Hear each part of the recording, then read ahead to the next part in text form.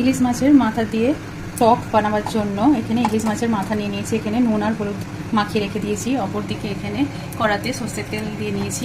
সর্ষের তেলটা গরম হয়ে গেছে। এবার মাথাগুলো আস্তে আস্তে একটু হালকা করে ভেজে নেব। এখানে হালকা হালকা করে মাছের মাথাগুলো আমি ভেজে নিয়েছি। এবার বাকি তেলটার মধ্যে 5 ফোড়ন আর একটা শুকনো লঙ্কা দিয়ে এবার ভালোভাবে একটু ভেজে নেওয়ার পর পুরোনো তেঁতুল আমি কিছুক্ষণ আগে ভালোভাবে কিছু ঘন্টা ধরে ভিজিয়ে রাখার পর এই জলটা দিয়ে দেবো। দিয়ে ভালোভাবে নেড়ে চেড়ে একটু ফুটতে দেবো।